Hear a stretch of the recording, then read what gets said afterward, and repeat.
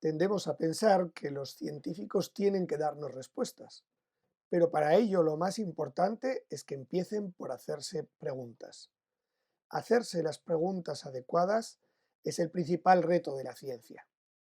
Y esto aplica a cualquier aspecto del mundo cognoscible, a cualquier parte del universo. Y la mayor pregunta es, ¿podemos conocer el universo? La astrofísica Rachel Smith se pregunta cómo se forman los planetas. En un estallido de una estrella naciente, a partir de nubes de gas, se producen grandes cantidades de monóxido de carbono. El monóxido de carbono para nosotros es venenoso, pero es parte esencial de la creación de la materia de la que están hechos los planetas. Para poder observarlo, utilizan los observatorios de Mauna Kea, un volcán extinto que se encuentra a 4.200 metros de altitud en una de las islas del archipiélago de Hawái. ¿Por qué tan alto? ¿Por qué tan apartado? Porque necesita que no haya interferencia de luz artificial.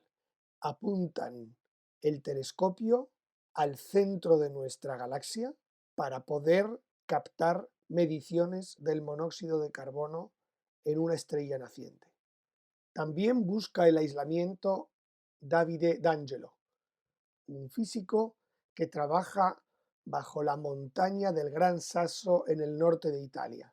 Tiene que descender 1.800 metros por debajo de la roca para conseguir el silencio cósmico que le permita aislarse de todas las partículas que nos atraviesan en la atmósfera. Su objetivo, intentar detectar la materia oscura. La materia oscura es una entelequia.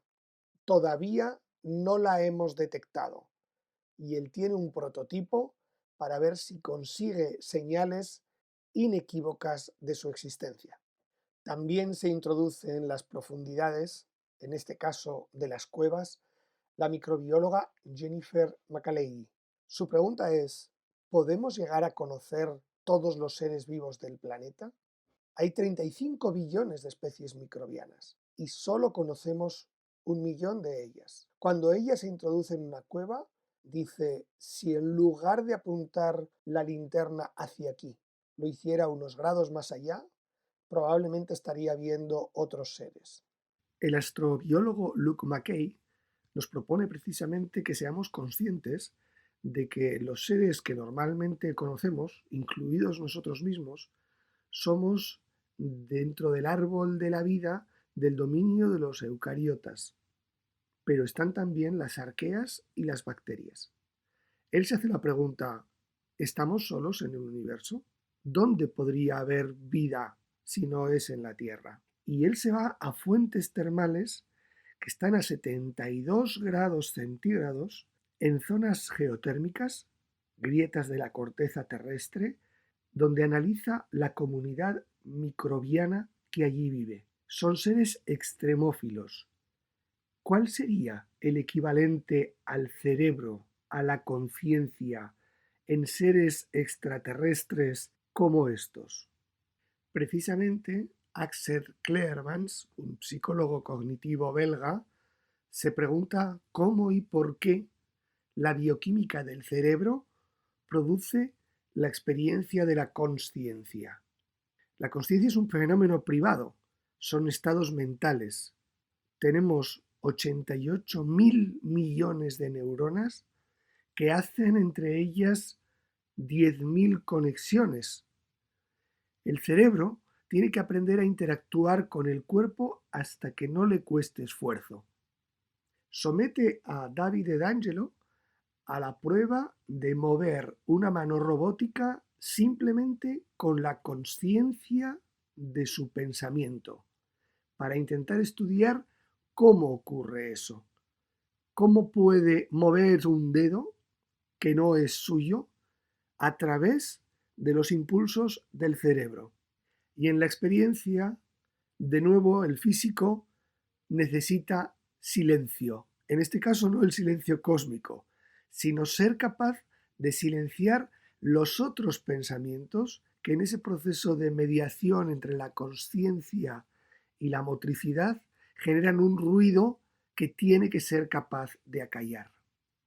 No a las profundidades del cerebro, sino a las del Océano Pacífico, se sumerge Victoria Orphan, una geobióloga que estudia cómo funciona el ecosistema microbiano que se alimenta de las emanaciones de metano en el lecho marino. Esta es una investigación apasionante porque el metano es el principal gas de efecto invernadero. Si no fuera por estos microbios que son capaces de alimentarse de ese metano y ese metano se liberará a la atmósfera, nuestro planeta estaría condenado. Ella tiene que profundizar, tiene que descender en el batiscafo Alvin 1000 metros para tomar muestras de los seres que viven en esas profundidades alimentándose del metano. Allí el tiempo pasa de otra manera. 6 horas en el batiscafo Alvin pueden parecer una eternidad. O si estás enfrascado en tu experiencia investigadora, se pueden hacer muy cortos. Porque, ¿qué es el tiempo? ¿Qué hora es?